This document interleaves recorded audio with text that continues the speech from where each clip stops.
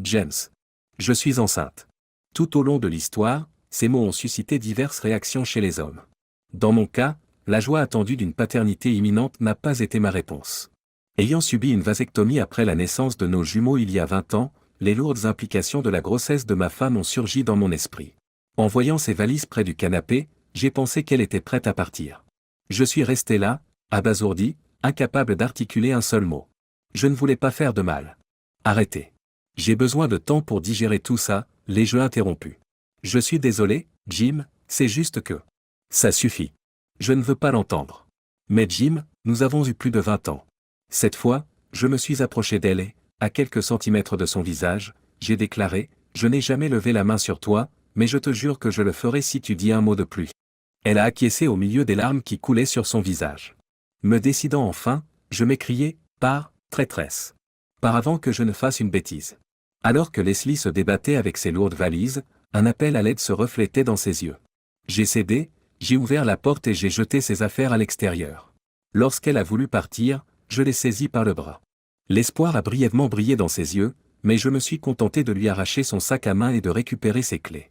En jetant le reste de ses clés vers sa voiture, je l'ai poussé dehors et j'ai claqué la portière.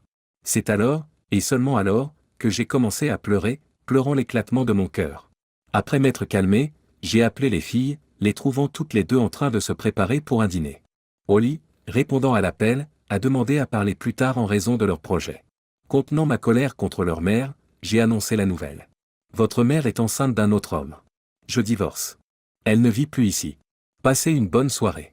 J'ai raccroché et éteint mon téléphone. À ce moment-là, ma seule préoccupation était de savoir où je pourrais noyer mon chagrin. La maison me semblait la solution la plus sûre pour éviter l'embarras public, mais je me demandais si je pouvais trouver quelqu'un à qui parler pour me réconforter. J'ai opté pour le magasin d'alcool, mais j'ai rencontré une longue file d'attente au drive-thru, retardée principalement par l'encaissement des chèques. Alors que j'attendais impatiemment, j'ai remarqué le vieux Charlie, appuyé contre le côté du bâtiment, une silhouette fatiguée. Le vieux Charlie incarnait l'identité de la ville. Les jours de sobriété, il parcourait les rues avec sa tondeuse et son bidon d'essence, offrant des services de tonte de pelouse aux particuliers et aux entreprises, tout cela pour gagner de l'argent pour son plaisir préféré, l'alcool. Sa routine comprenait plusieurs jours de travail pour financer son approvisionnement en alcool, suivi du cycle de marche et de tonte. Aujourd'hui, il semble que Charlie soit à peine sorti du magasin d'alcool qu'il s'installe à côté de sa tondeuse, buvant une gorgée de whisky de mauvaise qualité et poussant un soupir de satisfaction. M'apercevant, il me fit un sourire et un signe de la main, auquel je répondis par un geste réciproque. Je me suis alors rendu compte que cela pourrait être ma trajectoire, même si je devais recourir à un bourbon plus cher pour faire face à mes problèmes. Je suis rentré chez moi, préférant le café à l'alcool. En quête de réconfort, je me suis tourné vers l'écriture, espérant qu'elle me servirait d'exutoire thérapeutique. J'ai déversé mes émotions dans la rédaction des discours que je pourrais prononcer à Leslie, des excuses potentielles à mes filles, des récits pour mes collègues et mes connaissances, et des considérations pour la procédure de divorce. La mère de Leslie figurait sur la liste des personnes à contacter en priorité. Pourquoi elle? Sarah Crandall était devenue une mère de substitution pour moi, surtout depuis que ma propre mère était décédée d'un cancer du sein. Bonjour. Et, Sarah, c'est Jim. Jim, je viens de l'apprendre. Je suis vraiment désolé. Je n'arrive pas à croire qu'elle vous ait fait ça, à toi et aux jumeaux. Tu es sûr qu'elle est enceinte? C'est elle qui me l'a dit, et ce n'est pas un poisson d'avril. Bonté divine. Comment tenez-vous le coup? Pas trop bien, merci. Est-ce que Leslie t'a contacté? Non. Je suppose qu'elle n'a pas le courage d'appeler. Les filles m'ont téléphoné et m'ont demandé ce que je savais. Je leur ai dit qu'elle n'avait pas pris contact. J'ai essayé d'appeler ma fille, mais il semble qu'elle évite mes appels. Les filles ont mentionné qu'après avoir révélé sa grossesse avec l'enfant d'un autre homme, vous lui avez demandé de partir. Est-ce exact, ma chère? Elle était prête à partir bien avant qu'elle ne me lâche cette bombe. J'ai simplement accéléré son départ, peut-être plus brusquement qu'elle ne l'avait prévu. La politesse n'a peut-être pas été mon point fort. Je ne sais pas trop comment traiter avec élégance les conjoints infidèles. Je lui dirai certainement ce que j'en pense quand j'en aurai l'occasion. Pour l'instant, je m'inquiète pour toi et les filles. Est-ce que ça va aller? N'oublie pas que ce n'est pas parce que ma fille t'a trahi que les filles doivent souffrir de ta réaction. Elles t'aiment toujours et ont besoin de toi. Je vous remercie. Je pense que nous nous préparons tous à une route difficile. Quel est votre plan? J'ai l'intention de faire preuve d'une clémence à la Gengis Khan. Lundi, à l'aube, j'ai appelé l'avocat auquel nous avions déjà fait appel pour un procès civil. J'ai exprimé mon désir d'avoir l'avocat le plus agressif possible pour le divorce. Il m'a rapidement recommandé Kinsey Winsett. Réputée pour émasculer les maris infidèles, elle aimait aussi démanteler les femmes infidèles. Je l'ai contactée et sa secrétaire m'a demandé des honoraires de 1 000 $ pour une première consultation. Au départ, je me suis dit, bon sang, c'est cher. Puis je me suis rendu compte que c'était précisément le type d'avocat que je recherchais. J'ai accepté et j'ai convenu d'un rendez-vous plus tard dans la journée, à 13h. À 13h15, je me suis retrouvé dans le bureau de Madame Winsett. Elle s'est levée pour m'accueillir et m'a tendu la main. Monsieur DeLong, c'est un plaisir, même si j'imagine que votre situation actuelle n'est pas aussi agréable. James, s'il vous plaît. Madame Winsett s'est abstenue de donner son prénom. Vêtue comme un mannequin de défilé de mode, Madame Winsett a affiché une attitude professionnelle dès qu'elle a commencé à parler. Malgré son professionnalisme, j'ai eu du mal à me concentrer au début. J'ai raconté mon histoire avec un minimum de colère. Nous avons décidé de rédiger 2 pétitions, en fonction de la réponse de Leslie à la première. En outre, je lui ai demandé de préparer une action en justice pour « interférence avec le mariage » contre l'amant de Leslie dès que j'aurais obtenu son nom et ses coordonnées. Les documents devaient être signifiés sur son lieu de travail le lendemain matin. Bien que je sois sur le point de perdre 5 000 $, je me suis senti enrichi sur le plan émotionnel. J'ai considéré qu'il s'agissait d'un investissement rentable. Toute la scène a été filmée pour moi. 2 femmes impeccablement vêtues, moins susceptibles d'être éjectées, sont entrées dans le couloir du lieu de travail de Leslie en proclamant haut et fort « Nous cherchons à signifier une demande de divorce à Leslie DeLong pour avoir commis un adultère ayant entraîné une grossesse par un homme autre que son mari. Si quelqu'un ici peut fournir des détails sur l'identité de l'homme, nous récompenserons 100 $. Au moment où l'un des serveurs reçoit une note d'un membre du bureau, Leslie sort précipitamment de son bureau. Qu'est-ce qui se passe? Êtes-vous Leslie DeLong, épouse de James DeLong? Oui. Eh bien, vous ne resterez probablement plus une DeLong très longtemps. Vous avez reçu des papiers de divorce pour cause d'adultère. Nous allons bientôt envoyer un avis d'interférence avec le mariage à votre petite amie. Ils s'éloignent au milieu d'une foule de badauds, un spectacle gravé dans leur mémoire. Leslie. Leslie s'approche de la secrétaire qui a transmis la note au serveur. Qu'avez-vous donné à cette femme? Je lui ai donné le nom et le numéro de bureau de Cameron, votre associé. Et qu'est-ce qui vous fait penser que Cameron et moi sommes impliqués? À part le fait qu'il se soit vanté auprès d'autres personnes de t'avoir fécondé? Vous mentez. Il ne ferait pas ça. On pourrait penser que vous connaissez mieux le père de votre enfant. Il l'a dit. Demandez aux gens du Hogan's Bar and Grill. Désemparé, je me suis retiré dans mon bureau pour pleurer. Puis j'ai composé le numéro de Cameron.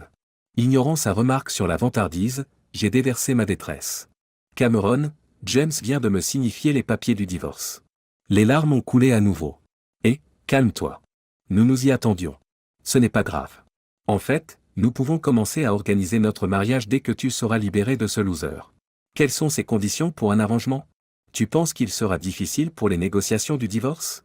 Je ne sais pas. Je n'ai pas lu la requête. Ils ont dit qu'ils vous poursuivaient pour interférence dans le mariage. Ce n'est pas comme l'aliénation d'affection? Ne vous inquiétez pas. Il laissera probablement tomber si vous menacez de l'accuser de sévices graves. Vous pourrez toujours jouer cette carte s'il envisage sérieusement de me poursuivre en justice. Maintenant, dis-moi ce que ça dit. C'est simple. Nous partageons nos comptes, pas de pension alimentaire, et nous subvenons tous les 2 aux besoins des filles jusqu'à l'université. Il achète ma moitié de la maison à moins que je ne veuille acheter la sienne ou que nous la vendions. C'est de la merde. Tu peux obtenir plus. Nous devrions appeler l'avocat que j'ai mentionné. Attends, il y a une note. Signez ces papiers rapidement ou je réviserai ma requête en quelque chose de pire. Cameron, je crois qu'on l'a rendu encore plus furieux. Je devrais peut-être la signer maintenant. Nous n'avons pas besoin d'argent, et se battre pourrait retarder notre mariage avant l'arrivée du bébé. Je me fiche qu'il soit en colère ou non. Nous devons obtenir ce qui vous revient de droit, et non pas accepter ce qu'il nous offre. Décidé à prendre contact avec Jim et à essayer d'arranger les choses, j'ai tenté à plusieurs reprises de le joindre, en lui laissant des messages dans lesquels je lui disais que je voulais m'expliquer. Étonnamment, il a répondu cette fois-ci, alors qu'il ne l'avait pas fait auparavant. Eh bien, comment va la future maman aujourd'hui? Bien, merci. Je suis content de voir que tu as des manières plus polies aujourd'hui. Et, je suis sur le point de larguer une salope infidèle. Qu'est-ce qui pourrait améliorer ma vie? Je vais ignorer cette insulte. J'ai reçu votre pétition ce matin devant tout le monde à l'étage. Oh bien, j'espère que la vidéo s'est bien passée. Tu l'as fait filmer? Bien sûr, je commence une nouvelle collection de souvenirs de toi depuis que je me suis débarrassé de tous les anciens. Qu'est-ce que tu veux dire par se débarrasser des souvenirs de moi? Tu ne peux pas vouloir dire que tu as déjà oublié notre mariage et notre vie commune. Oh, Je me souviens très bien de notre mariage honteux et de la fête surprise que tu m'as organisée récemment. Ce à quoi je fais référence, ce sont ces choses que l'on appelle des photos. Comme l'album de mariage et les albums de photos avec toi dans certaines des photos que nous avons prises lors de notre lune de miel, et puis il y a celles de nous prises lors d'occasions spéciales avec nos enfants. Vous ne les avez certainement pas jetées, n'est-ce pas? Mon Dieu, non. Je n'oserais pas les jeter. Ce ne serait pas écologique. Ils sont partis en fumée. C'est le meilleur feu que j'ai jamais eu dans le foyer. Le seul problème, c'est que la fumée des photos a donné un mauvais goût au s'more. Je ne vois pas où est le problème. Je peux utiliser les cendres comme engrais puisque tu as transformé ma vie en merde. Tu te fichais de notre mariage, alors pourquoi ces photos ont-elles de l'importance? De toute façon, ce n'est pas ma faute. Comme tu n'as pas pris les albums avec toi, j'ai supposé que tu n'en voulais pas. Espèce de salaud. Et toutes mes autres affaires, comme mes vêtements. Ils m'ont valu une très belle déduction fiscale de la part de Goodwill. J'ai considéré cela comme un cadeau d'adieu de ta part. James, je ne jouerai pas à tes jeux d'enfant. Je t'ai juste appelé pour te dire que nous n'allions pas accepter ta proposition. Je mérite beaucoup plus pour t'avoir supporté toutes ces années. Non, tu ne le mérites pas. Je ne pense pas que tu veuilles obtenir ce que tu mérites vraiment. Tu m'as montré que notre mariage était une farce depuis le début. Toutes nos discussions sur l'avenir que nous allions passer ensemble ne signifiaient rien pour toi une fois les enfants partis. De toute évidence, tout ce qui t'importait, c'était ce que tu voulais pour toi-même. Je me demande cependant si Cameron était le seul choix possible pour le père. Quoi qu'il en soit, avez-vous reçu ma note avec la pétition? Oui, j'ai reçu votre menace. Oh, ce n'était pas une menace. C'était une promesse. Je vais vous dire, Cameron, et vous pouvez déchirer la pétition que vous avez reçue parce qu'après cet appel, je vous en enverrai une nouvelle demain. Je pense que vous l'apprécierez encore plus que la première. Au revoir. La conversation avec les jumelles. Les filles, je voulais m'excuser d'avoir été si court avec vous l'autre jour, mais vous pouvez deviner pourquoi je n'étais pas de bonne humeur. Tu n'avais aucune raison d'être en colère contre nous, papa. Tu devrais t'excuser. Nous ne t'avons pas trompé, c'est maman qui l'a fait. Nous avions du mal à croire qu'elle puisse faire une chose pareille, alors nous l'avons appelée. Elle nous a expliqué pourquoi elle avait fait ce qu'elle avait fait et qu'elle était tombée enceinte accidentellement.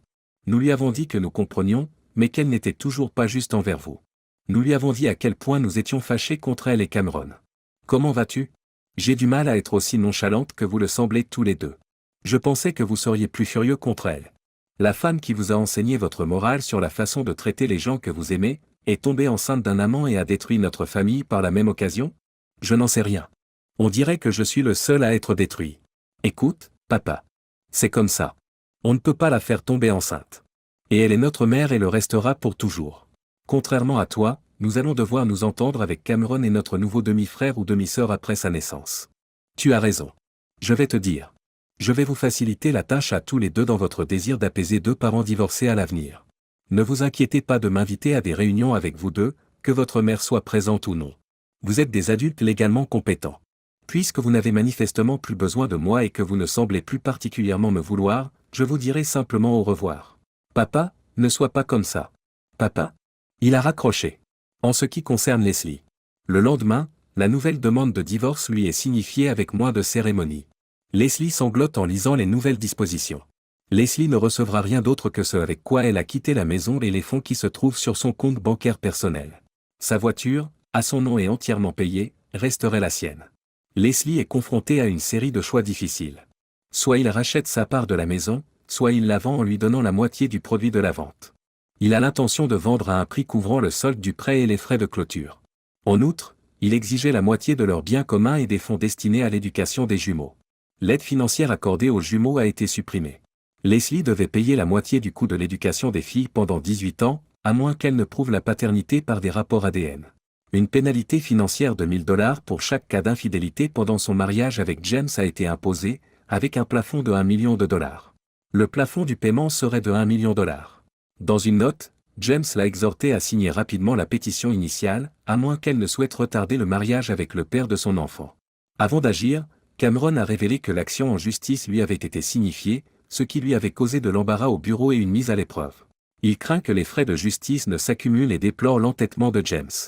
Comprenant les troubles causés, Leslie a décidé de signer la pétition originale, privilégiant un nouveau départ avec Cameron et leur enfant. Elle espérait que James abandonnerait les poursuites contre Cameron, et l'a fait savoir par le biais de la pétition signée à l'avocat de James, qui s'est engagé à demander à James d'envisager d'abandonner les poursuites, tout en étant prêt à agir s'il insistait. Le mariage. Après avoir réglé leur divorce, Leslie et Cameron ont organisé leur mariage à la hâte. James, qui n'était pas invité, l'a appris par ses filles. Elles lui ont tendu la main, craignant qu'il ne soit contrarié. « Papa, nous serons en ville pour le mariage de maman. Pouvons-nous te rendre visite ? Nous ne voulons pas que tu sois fâché. Bien sûr, fais-moi savoir quand tu seras là. » Et Jim a effectivement prévu quelque chose. Le mariage se déroule sans encombre jusqu'à ce que Jim provoque une scène. Il est entré avec une femme habillée de façon provocante, Tiffany, et a fait une entrée remarquée là où se tenaient Leslie et Cameron. Leslie s'emporte, James, c'est honteux et embarrassant pour nos filles. Je ne vois pas où est le problème. Leslie, je te présente ma cavalière du jour, Tiffany. Tiffany a ajouté, appelle-moi comme tu veux, chérie. Et c'est la femme qui t'a fait cocu. Oui, en effet. Jim continue de provoquer, elle t'a fait une faveur en partant. Leslie, livide, accuse Jim d'avoir amené à son mariage une personne, ramassée dans la rue. Faux, elle était clairement sur le trottoir avec ses amis quand je l'ai trouvée, rétorque Jim, provoquant la frustration. Ça suffit, partez, demande Leslie. Attendez, j'ai une question cruciale. Jim se tourne vers Leslie, peux-tu faire la différence entre une ligne croissante et décroissante ? La salle se tait. Quel genre de question est-ce ? C'est une question d'astrophysique. Manifestement, vous ne le savez pas. Jim fait alors un geste grossier, demandant si sa lune est croissante ou décroissante. La foule a réagi avec dégoût et certains ont quitté les lieux. Cameron s'est déchaîné sur James, et Tiffany a filmé l'altercation. La vidéo n'a pas capturé l'incident, mais a révélé que James n'a pas initié la bagarre ni riposté à l'agression de Cameron. La situation s'est envenimée, attirant à la fois les ambulances et la police. Ce chaos a contraint Leslie et Cameron à retarder leur lune de miel, car James a porté plainte pour coups et blessures contre Cameron, empêchant ce dernier de quitter le pays avant le procès. La plupart de leurs dépôts non remboursables pour les chambres et les billets d'avion ont aggravé leur situation. Pendant ce temps, James, malgré la douleur, est sur le point d'être interné dans un service psychiatrique en raison de ses rires incessants. Ses filles lui rendent visite à l'hôpital, essayant d'être sérieuses mais succombant elles-mêmes au rire. Alors, c'était ça ton plan pour nous pendant que nous étions ici ? À peu près. Promettez-nous de ne pas nous luncher à nos mariages. Désolé, je ne promets rien. L'accouchement. À 41 ans, Leslie a dû faire face à des problèmes de grossesse qui allaient au-delà des difficultés habituelles liées à l'accouchement prématuré de jumeaux dont le poids à la naissance était faible. C'est à cause de ces problèmes d'accouchement qu'elle avait demandé à James de subir une vasectomie. Bien qu'elle soit en bonne forme physique pour son âge, cet accouchement a posé des problèmes encore plus importants. Un repos extrême au lit lui a été prescrit pour les derniers mois, mais les problèmes ne se limitaient pas au domaine physique. Peu après avoir épousé Cameron, Leslie a découvert qu'elle portait un bébé atteint du syndrome de Down. Cameron, en colère et désireux de détourner la responsabilité, s'est opposé à Leslie au sujet de la grossesse, insistant pour qu'elle se fasse avorter. Elle a refusé, ce qui a conduit Cameron à demander le divorce et à partir pour un nouveau travail dans une autre ville. Fraîchement divorcée de James, Leslie s'est retrouvée empêtrée dans un autre divorce. Pendant les derniers mois de sa vie solitaire, la mère de Leslie et les jumeaux étaient présents à l'hôpital pour l'accouchement. Cette nuit-là, James reçoit un appel frénétique de Holly. « Papa, viens vite à l'hôpital. »« Qu'est-ce qui ne va pas, Holly ?»« C'est maman. Elle a réagi à son injection et a fait une attaque pendant la césarienne. Les médecins essaient de la sauver, elle et le bébé.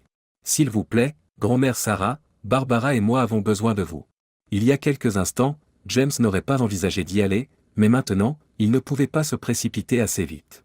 6 mois plus tard, Leslie est allongée dans son lit d'hôpital lorsqu'une femme médecin entre dans la chambre. « Docteur, je crois qu'elle sort du coma, » annonce-t-elle. « Leslie, tu m'entends ? Serre ma main si tu peux. C'est bien. Peux-tu cligner des yeux ? Oui, c'est bien. N'essayez pas de parler maintenant. Ta gorge sera trop sèche. Allons vous chercher des glaçons. » Il fallut un moment à Leslie pour retrouver ses repères. Elle porta instinctivement la main à son ventre, qui n'était plus gonflé. « Mon bébé. Où est mon bébé ?» s'exclame-t-elle. Le bébé est en sécurité. Beaucoup de choses ont changé pendant que vous étiez dans le coma. Nous avons contacté votre mère et elle est en route. Elle pourra vous expliquer davantage. Essayez de ne pas parler. Cela pourrait vous fatiguer, conseille l'infirmière. Ne voulant pas être réduite au silence, Leslie persiste, la voix rauque. « Je veux voir mon bébé. Il n'est pas là pour le moment. Vous devez attendre l'arrivée de votre mère. Elle clarifiera tout. Je ne comprends pas. Pourquoi mon bébé n'est-il pas avec moi ? Reposez votre voix, et je vais vous expliquer ce qui s'est passé médicalement. Lors de l'anesthésie, vous avez eu une réaction allergique sévère. Curieusement, vous n'en avez pas eu lors de votre première grossesse. Cette réaction a entraîné un accident vasculaire cérébral qui a provoqué votre coma. Vous êtes inconsciente depuis près de 6 mois. 6 mois? Oui. Franchement, on craignait que vous ne vous réveilliez jamais. Entre-temps, votre fils est né par césarienne et avait une jaunisse, mais il était en bonne santé. Votre mère, votre fille et votre mari l'ont ramené à la maison une fois qu'il est sorti de l'unité de soins intensifs néonatale. Mon mari est venu? Vous voulez dire Cameron? Non. Ils l'ont appelé James. Mon ex-mari est venu? Leslie, vous êtes trop agité. Reposez-vous jusqu'à l'arrivée de votre mère. Essayez de vous détendre. Il fallut attendre un bon moment avant que quelqu'un arrive, et ce n'était pas Sarah, la mère de Leslie, mais ses jumeaux. Où est ta grand-mère? Elle va bien? Elle nous a contactés. Elle pensait que vous prendriez mieux la nouvelle d'Evan de notre part. Quelle nouvelle? Qu'est-il arrivé à mon fils? Il ne va pas bien? Evan va bien, maman. Ne t'inquiète pas. Dites-moi ce qui s'est passé avant que je ne fasse une autre attaque. Après votre attaque et votre coma, les médecins ont mis Evan au monde et ont commencé à vous soigner. Au bout de quelques semaines, alors que tu étais toujours inconsciente, il a fallu prendre des décisions concernant la prise en charge d'Evan. Aucun d'entre nous ne voulait qu'il soit placé dans une famille d'accueil. Grand-mère est allée au tribunal et a obtenu la tutelle légale pour toi.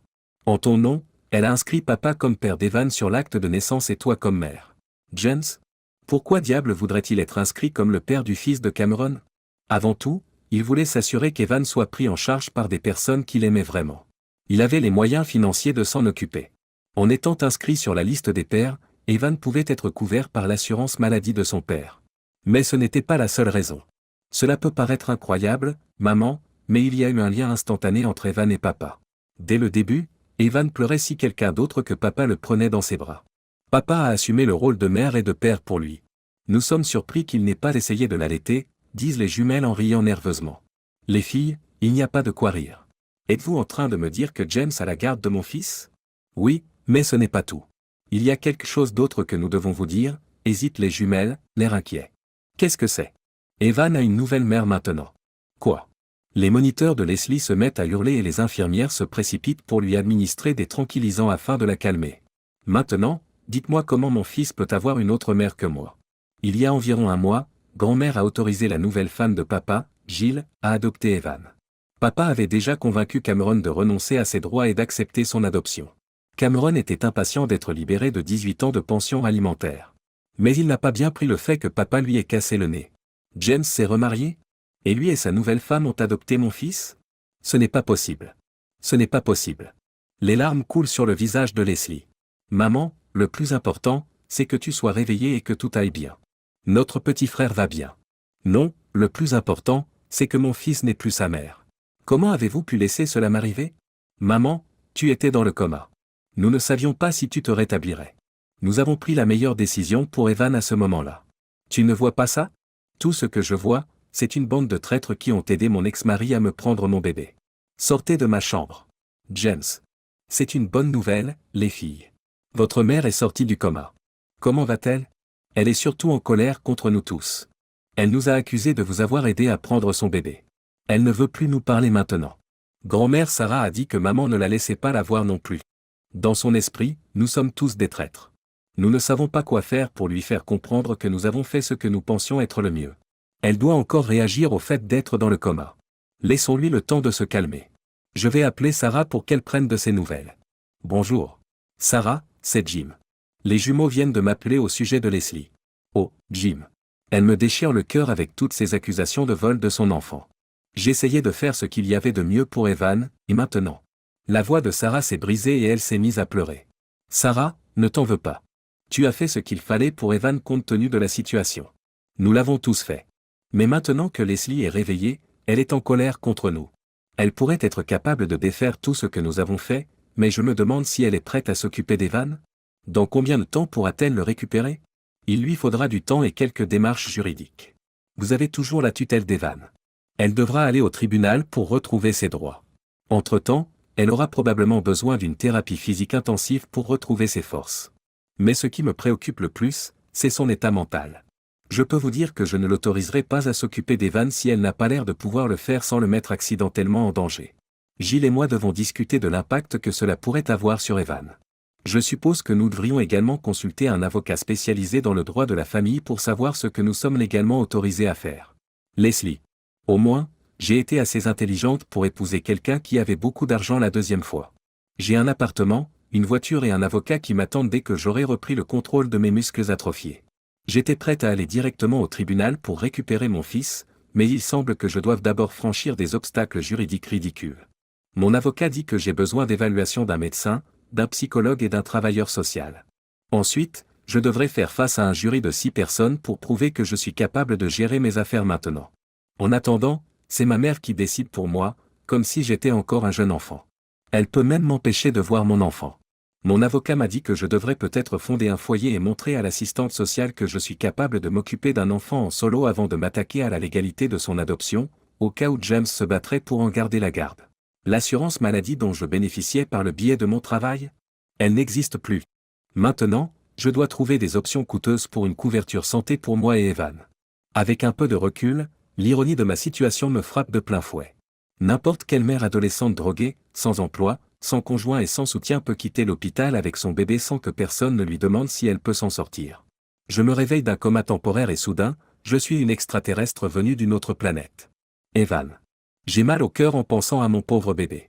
Il grandit en croyant qu'une autre femme est sa mère. J'ai déjà raté tant d'étapes de sa vie. L'idée de ne pas être avec lui me déchire. Je suis sa mère, bon sang. Personne d'autre. Chaque jour d'absence rendra plus difficile le fait qu'il croit que je suis sa mère quand je le retrouverai enfin. James. Je suppose que je ne devrais pas être trop furieuse que James soit devenu son père temporaire. Il a fait du bon travail avec les filles. Il a toujours été pondéré. J'espère qu'il sera raisonnable. Il a intérêt à être raisonnable avec moi, sinon. J'ai peut-être été trop en colère à cause de son implication dans cette affaire. Il faut que je l'appelle. Je suis sûr qu'on peut régler ça. Bonjour. James est-il disponible? Oui, qui est à l'appareil, s'il vous plaît? C'est Leslie. Et à qui ai-je l'honneur? Je suis Gilles, la femme de Jim. Cette déclaration m'a prise au dépourvu. Je ne m'attendais pas à ce que James passe à une autre femme aussi rapidement. Gilles poursuit, Leslie, nous sommes soulagés d'apprendre que tu es sorti du coma. Comment vous sentez-vous? Comment je me sens? Vous me demandez comment je vais? Comment pensez-vous que je vais? Vous volez les bébés, vous volez les maris. Leslie, je comprends que tu sois contrarié, mais je ne tolérerai pas ce ton. Calmez-vous, s'il vous plaît, ou je mets fin à l'appel. Appelez Jim tout de suite, vous? Bonjour. Merde, elle a raccroché. Bon sang. Qu'est-ce qui ne va pas chez moi? Je me suis presque emporté contre elle. Je rends les choses plus difficiles qu'elles ne devraient l'être. Je dois m'excuser. Leslie compose plusieurs fois le numéro de James et Gilles, mais personne ne répond. Le répondeur décroche. D'une voix tremblante, Leslie laisse un message. Gilles, c'est encore Leslie. Je suis désolé d'avoir crié tout à l'heure. J'ai vraiment du mal en ce moment. S'il vous plaît, pardonnez-moi. C'est juste que vous avez, mon fils, et je? Son message se termine sur un fond de sanglots de Leslie. James. C'est une Gilles en larmes qui accueille James à la porte. James, Leslie a appelé. Elle était très hostile au début. J'ai fini par lui raccrocher au nez. Mais maintenant, elle a laissé des excuses sur le répondeur. Je pense qu'elle a des problèmes émotionnels. Je comprends qu'elle a probablement des raisons d'être bouleversée, mais compte tenu de tout ce que nous avons fait pour Evan, Gilles se met à pleurer et s'appuie sur l'épaule de James. James, nous espérions que Leslie se remettrait et retrouverait son fils, mais je me suis habitué à être sa mère. Nous l'avons traité comme s'il était l'un des nôtres. Il le fallait, pour que son développement ne souffre pas de l'incertitude de son avenir. Maintenant qu'elle pourrait le reprendre, lâcher prise sera difficile. Gilles, cela va être difficile pour nous tous. Surtout pour Leslie. Nous devrons absorber sa frustration pour minimiser la souffrance d'Evan pendant la transition. Je vais l'appeler et essayer de lui faire entendre raison. Leslie? James. Oh, James, je suis désolé pour ce que j'ai dit à votre femme. Mes émotions me submergent et je n'arrive pas à contrôler mes mots. Pouvons-nous parler, juste nous, et régler ça? Les filles ont dit beaucoup de bien de la façon dont vous vous êtes occupé d'Evan. Gilles et moi voulons te parler, calmement. Leslie, j'ai lu des choses sur les gens qui sortent du coma. Ton comportement avec nos filles, ta mère, et maintenant Gilles, n'est pas rare après s'être réveillé d'un coma comme tu l'as fait. Nous voulons tout ce qu'il y a de mieux pour Evan. Vous avez probablement fait face à des défis physiques et émotionnels. Avant d'envisager qu'Evan reste avec vous, nous vous suggérons de consulter un bon thérapeute pour mieux vous préparer. Qu'en pensez-vous? On dirait que vous essayez de m'éloigner de mon bébé, vous? C'est ça votre plan avec votre femme. Tenir mon bébé éloigné tant qu'il ne peut pas s'attacher à sa vraie mère. Collez la suggestion de votre thérapeute. Bonjour. Merde, j'ai encore raccroché. Tribunal des affaires familiales.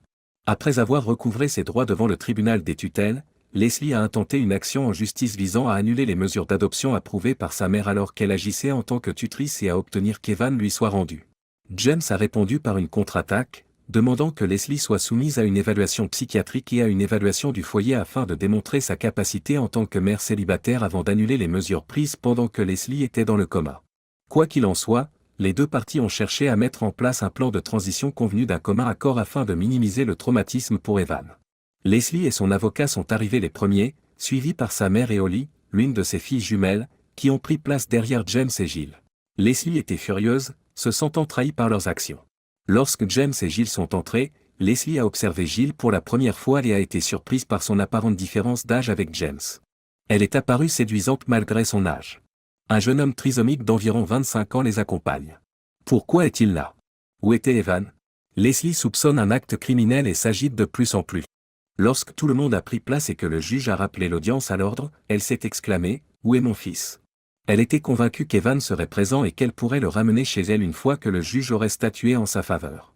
Le juge a aboyé « Maître, contrôlez votre client. » L'avocate de James, Madame Winsett, s'est interposée. « Votre honneur, mes clients craignent qu'Evan ne soit émotionnellement affecté par le drame personnel intense qui pourrait se dérouler aujourd'hui. Il est à proximité si votre honneur souhaite qu'il soit présent. À son âge, il n'est pas nécessaire qu'il soit impliqué dans cette procédure. Poursuivons. » L'avocat de Leslie commença sa déclaration d'ouverture. « Votre honneur, cette affaire est particulière et pourtant simple. Madame Crandall, qui préfère désormais son nom de jeune fille, attendait un enfant de son second mari lorsqu'une réaction allergique à un anesthésique a provoqué une attaque et un coma. Pendant son incapacité, sa mère a assumé la tutelle légale, mais selon ma cliente, elle a illégalement fait en sorte que le fils de Leslie, son petit-fils, soit adopté par l'ex-mari de Madame Crandall et sa nouvelle épouse. À son réveil, Madame Crandall a découvert que son ex-mari et son épouse n'étaient pas disposés à lui rendre immédiatement son fils, contrairement à ce qu'elle avait demandé. Nous demandons à la Cour de corriger cela aujourd'hui. » Madame Winsett a fait à son tour une déclaration liminaire. « Votre honneur, la position de mes clients est uniquement fondée sur l'intérêt supérieur de l'enfant, Evan. Idéalement, un enfant s'épanouit dans un environnement sûr, nourricier, avec une mère et une figure paternelle.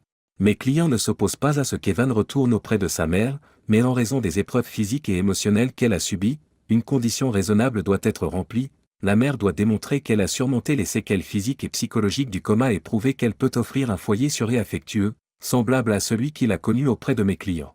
Le tribunal devrait imposer cette condition et assurer une transition en douceur. » Lorsqu'elle a été appelée à témoigner, Leslie a été invitée à garder son sang-froid après son accès de colère qui avait inquiété son avocat.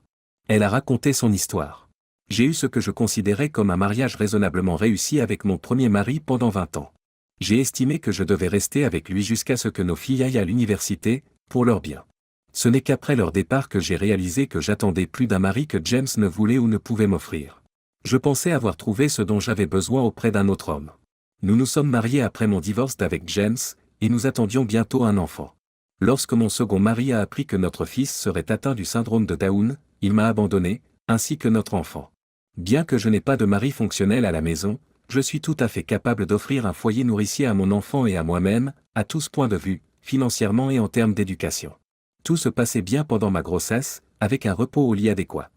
Pour autant que je sache, il n'y a eu aucun problème jusqu'à ce que le travail commence. Comme vous l'avez entendu, j'ai eu une réaction allergique, puis un accident vasculaire cérébral et, enfin, un coma. Je suis restée inconsciente, incapable de défendre mes droits ou d'exprimer mes souhaits pendant 6 mois, tandis que ma perfide famille profitait de la situation pour m'enlever mon bébé. La voix de Leslie se fait plus forte, les mots s'enchaînent rapidement. Au lieu d'attendre que je me rétablisse et que je reprenne la vie avec mon enfant, ils ont comploté ma disparition. Ils voulaient que je disparaisse. Pour ajouter l'insulte à l'injure, ils ont utilisé ma vulnérabilité pour comploter avec mon ex-mari malveillant afin de m'enlever mon fils. Tu m'entends, James? C'est mon fils. Le témoin s'adressera à la cour, pas à la partie adverse. Je m'excuse, votre honneur. Je vais essayer de rester calme. Comme je le disais, pour me priver de mon fils, James et sa soudaine épouse ont essayé de me faire passer pour un fou juste parce que je suis contrarié qu'ils me privent de mon fils. J'ai tout à fait le droit d'être contrarié. Chaque jour, mon fils subit l'influence de mon ex-vengeur et de sa compagne. Pourquoi ne serais-je pas en colère? Je ne suis pas une personne sans défense qui n'a pas les moyens de subvenir aux besoins de son enfant.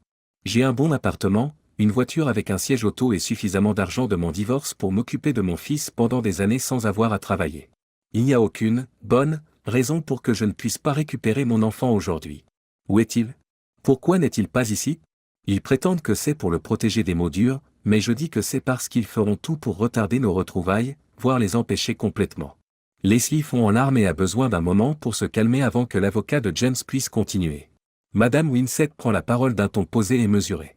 Madame Crandall, soyez assurée que mes clients n'avaient que l'intérêt d'Evan à l'esprit. En quoi le fait de voler mon enfant est-il dans son intérêt? L'avocate de James change immédiatement d'approche. Ils ont volé votre enfant? Madame Crandall, êtes-vous ou non tombée enceinte d'Evan avant d'entamer la procédure de divorce avec votre ex-mari? Notre mariage était effectivement terminé, même si nous n'étions pas officiellement divorcés. Tomber enceinte d'un autre homme signifiait clairement que c'était fini pour vous. Objection. Retenue. Je m'excuse, votre honneur. Je ne m'étendrai pas sur les insuffisances de James en tant que mari et père. J'ai votre mère et vos filles comme témoins, non seulement de son éducation avec vos filles, mais aussi de ses soins et de ceux de sa femme actuelle pour Evan. Ce que je veux vous demander, c'est ceci. Il y a 20 ans, James vous a-t-il quitté lorsqu'il a découvert que vous attendiez des jumeaux? Non, ce n'est pas ce qui s'est passé. A-t-il eu un enfant avec une autre femme pendant que vous étiez mariés? Oh, oui, il a subi une vasectomie parce que vous ne vouliez plus d'enfants. Pourtant, vous êtes tombée enceinte à nouveau. Alors, avez-vous menti en disant que vous ne vouliez plus d'enfants? Non, je n'ai jamais menti. C'était un accident. Je n'avais pas prévu de tomber enceinte. Donc, vous n'aviez pas l'intention d'avoir Evan? Je veux dire que je n'avais pas prévu de tomber enceinte, mais une fois que c'est arrivé, je l'ai voulu. Je le veux toujours. Donc, vous ne vouliez pas d'un autre enfant avec votre mari depuis 20 ans, mais vous n'avez pas pris de précautions pour éviter un enfant avec votre nouveau partenaire.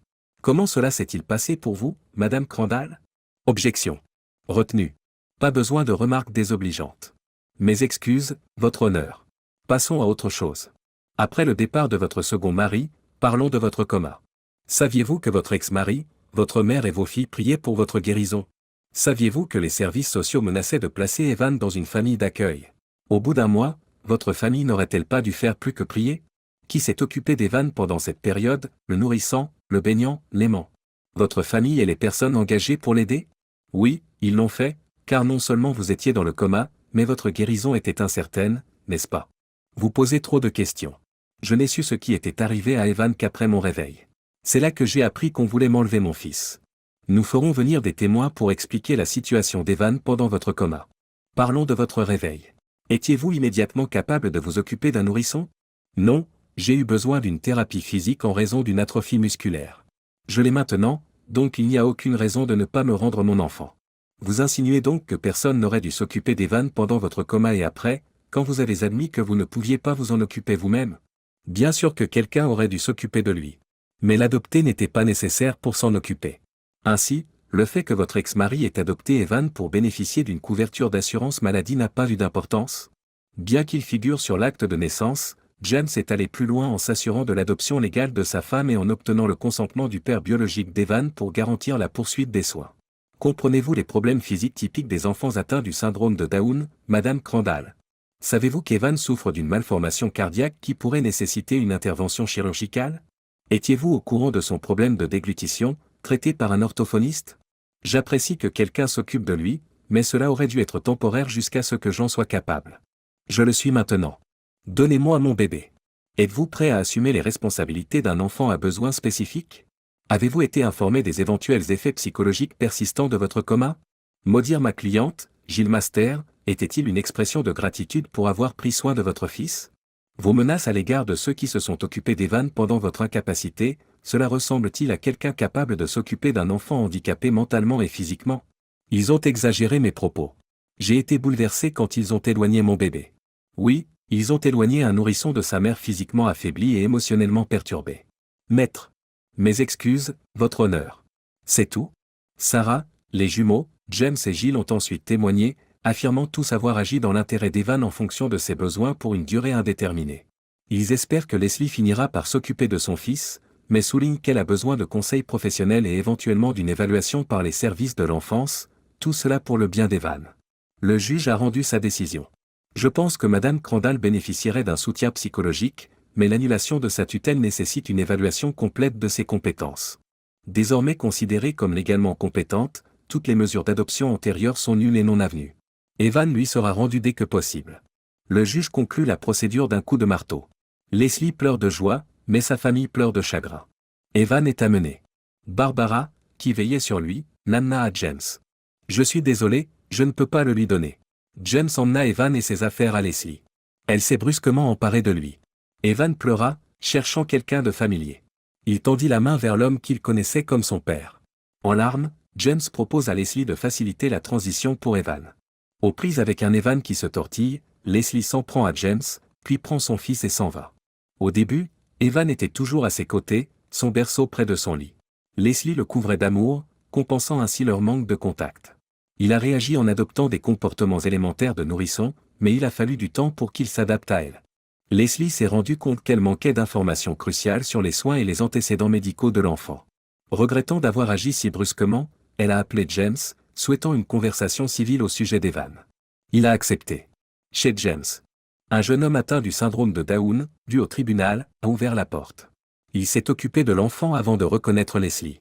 Et Evan, mon petit pote. Il se tourne vers elle et se présente. Bonjour, je suis Mark, et je n'apprécie pas ce que vous avez dit à propos de ma mère.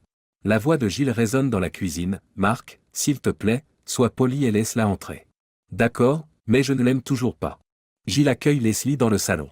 Je t'en prie, entre, Leslie. Voulez-vous quelque chose à boire? Du café, du thé, du vin? Un café serait parfait. Un peu de lait et un peu d'édulcorant. Mark, peux-tu apporter le café et les condiments, s'il te plaît? Bien sûr, maman. Dès que Mark est revenu, Evan a essayé d'aller vers lui. Je peux jouer avec lui? Il a encore plein de jouets dans son ancienne chambre. Leslie se tourne vers Gilles et lui demande, c'est d'accord? Ne vous inquiétez pas. Ils s'en sortiront. D'accord. Evan rejoint Mark en riant et se dirige vers une chambre voisine. Alors, Gilles, Mark est-il votre fils? Est-ce qu'il vit ici avec vous et James? Non, il a son propre appartement. Il ne venait pas souvent nous voir à cause de son travail et de sa petite amie, mais depuis qu'Evan est arrivé, il est impatient d'aider à s'occuper de lui. Evan lui a beaucoup manqué. C'est le cas pour nous tous. Gilles se met à pleurer. Gilles se met à pleurer. Je n'avais pas prévu d'être émotive. Gilles, je te dois des excuses pour mon comportement ces derniers temps. Le fait d'avoir Evan avec moi m'a fait prendre conscience de beaucoup de choses. Tout d'abord, James et toi avez fait un travail formidable en vous occupant de lui. J'ai été très perturbé par mes émotions après m'être réveillé du coma. J'ai dit des choses que je regrette profondément. Je tiens à vous remercier pour tout ce que vous avez fait pour mon fils. Excuses acceptées. Nous voulions qu'Evan ait le meilleur foyer possible, mais plus le temps passait, plus il nous était difficile d'imaginer que vous le repreniez. Ça a été dur sans lui ici. Je suis contente que tu l'aies amené ce soir pour que nous puissions le voir. Nous avons emballé la plupart de ses affaires pour que tu les prennes, et n'hésite pas à te débarrasser de tout ce dont tu n'as pas besoin. Nous avons un peu exagéré en lui achetant des choses, et votre mère et vos filles aussi. J'espérais que nous pourrions parler des soins à apporter à Evan. Je pense que je peux apprendre beaucoup de choses de vous sur l'éducation d'un enfant atteint du syndrome de Down, et j'ai besoin de toutes les informations médicales que vous pouvez me fournir. Nous avons un dossier d'informations médicales à vous remettre. James a pensé qu'il valait mieux attendre que vous le demandiez. Vous sembliez certain de ne pas vouloir d'aide ou d'informations de notre part au palais de justice. James est entré. Désolé, tout le monde. J'ai dû travailler tard. Vous avez assez de café pour moi aussi? Je vais en remettre pendant que vous faites votre travail. Leslie, je peux vous apporter autre chose pendant que je suis debout? Non, merci. Je reviens tout de suite. Pendant que Leslie avait un moment pour elle, elle observa l'atmosphère chaleureuse de la maison. Elle avait l'impression d'être dans un espace familier aux enfants, un peu comme son appartement, qu'elle avait aménagé pour accueillir Evan. Il lui avait déjà donné quelques leçons sur la sécurité des enfants. James revint et demanda, « Qu'est-ce que j'ai manqué? » Pas grand-chose. Gilles et moi apprenions à nous connaître. Tu as amené Evan? Il est avec Mark. Ils ont sympathisé dès que nous sommes arrivés ici. Ils s'entendent bien. Mark est remarquable, il travaille chez Crochet, se débrouille bien, sauf pour la conduite et la gestion de l'argent. Il est fier de son indépendance. Je comprends pourquoi Gilles a été si utile avec Evan. Elle semble avoir fait du bon travail avec Mark. Oui, élever Evan seul aurait été difficile. La rencontre avec Gilles a été une réponse à mes prières. Que pouvons-nous faire pour vous? Gilles apporte du café et rejoint James. Ils passent beaucoup de temps à discuter. James informe Leslie sur les questions médicales et partage des histoires drôles sur Evan, comme la fois où il a mangé la nourriture du chat. En fait, ce n'était pas dangereux, juste un encas surprenant. Lorsqu'Evan s'est endormi, Leslie a senti qu'il était temps de partir. Elle n'a pris que le dossier d'information, James ayant promis d'apporter des jouets et des vêtements le lendemain. Elle hésite à partir, tant elle se sent à l'aise. Ils ont continué à se voir de temps en temps. James et Jill ont même gardé Evan lorsque Leslie a recommencé à sortir avec quelqu'un. Ses expériences avec James et Cameron l'ont rendue plus perspicace à l'égard des hommes et plus méfiante à l'égard de la séduction. Aucun des hommes qu'elle a fréquentés pendant quelques années n'est devenu un candidat sérieux au mariage.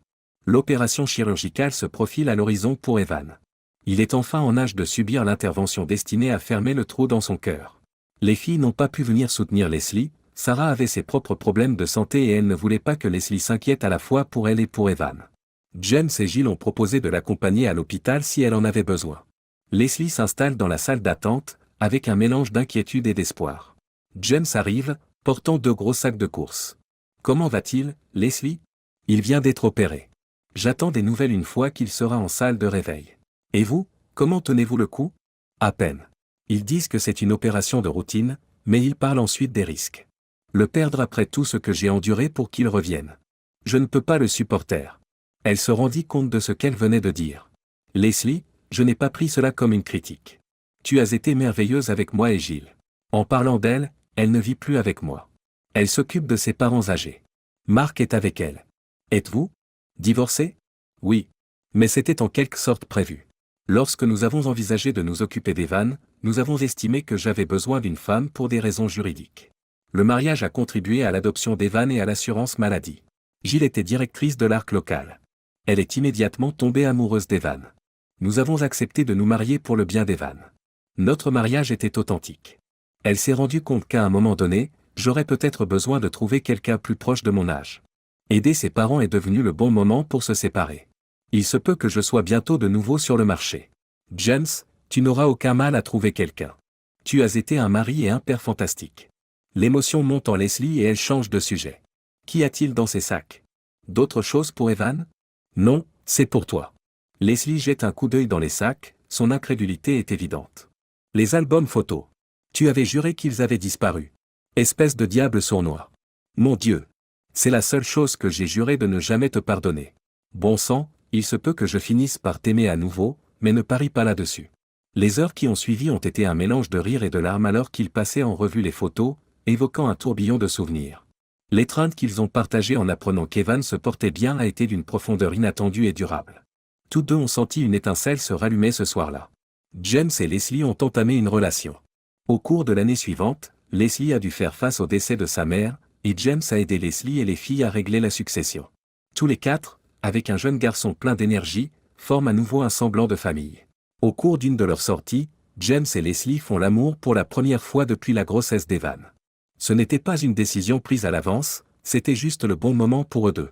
Peu de temps après, James était impatient d'officialiser leur nouvelle relation. Prévu pour aller chercher Leslie à un rendez-vous spécial, James avait passé la journée avec Evan, prenant même le temps de choisir la bague de fiançailles 2.0. Evan s'est endormi dans la voiture, ce qui a incité James à arriver chez Leslie plus tôt que prévu. En arrêtant sa voiture avant d'entrer dans le complexe, Jack remarqua un véhicule étrange sur la place réservée aux invités dans l'abri de voiture de Leslie, et un curieux malaise s'installa dans son estomac tandis qu'il observait. Leslie. Qui pouvait bien frapper à la porte ? Probablement un autre gamin qui vend des cartes de réduction. Mais bon. Elle faillit s'évanouir en ouvrant la porte. Cameron, que diable fais-tu ici ? Je suis désolé de te surprendre. J'avais peur que tu ne me parles pas si tu savais que je venais. Ne t'inquiète pas, je ne suis pas là pour semer la zizanie. Je suis venu m'excuser. Il a fallu quelques autres femmes dans ma vie pour que je trouve celle qui m'a donné envie de changer. Elle m'a montré à quel point j'ai été un imbécile pendant la majeure partie de ma vie. Je suis en train de faire une tournée d'excuses. Tu es la première et la plus importante étape. Les larmes lui montent aux yeux. Leslie, j'ai eu tort de te mener en bateau et j'ai été tout à fait méprisable de m'éloigner de toi et de notre fils. Quand James est intervenu et m'a épargné des centaines de milliers de dollars de pension alimentaire, j'ai pensé que je m'en étais sorti en étant à nouveau un imbécile. Je le sais mieux maintenant. Leslie, avec mes excuses, voici un chèque de 100 000 $ pour ton fils. S'il vous plaît, prenez-le. C'est une partie cruciale de ma réparation. Cameron, tu seras toujours un abruti dans mon livre, mais je suppose que je peux te considérer comme un abruti en voie de guérison, au moins. Elle l'a serré dans ses bras. Où sont mes manières ? Tu es entré ? Votre nouvelle partenaire est dehors ? J'aimerais la rencontrer. James et Evan seront bientôt à la maison si vous pouvez rester. Non, Emma m'attend à l'hôtel et je doute que James veuille me voir. De plus, j'ai peur de craquer si je vois Evan. Je vais juste partir et te souhaiter à toi et à ta famille une bonne continuation. Leslie l'a serré dans ses bras et l'a embrassé sous le porche, le remerciant à nouveau et lui disant au revoir. James a vu Cameron partir et Leslie l'embrasser et le serrer dans ses bras. Il réfléchit à ce qui avait pu se passer avant son arrivée inattendue à l'appartement de Leslie. Après le départ de Cameron et le retour de Leslie à l'intérieur, il est parti en voiture et a dit à Evan, qui dormait encore, « Eh bien, mon fils, j'ai toujours voulu t'emmener à Disney World. Nous n'avons rien de mieux à faire maintenant, alors nous y allons ce soir. D'abord, nous rendrons la bague au bijoutier, puis nous irons chercher de l'argent au distributeur et nous irons chercher quelques-unes de nos affaires chez moi. Nous serons en route pour Orlando dans quelques heures. Il n'y a plus que toi et moi maintenant, mon pote. »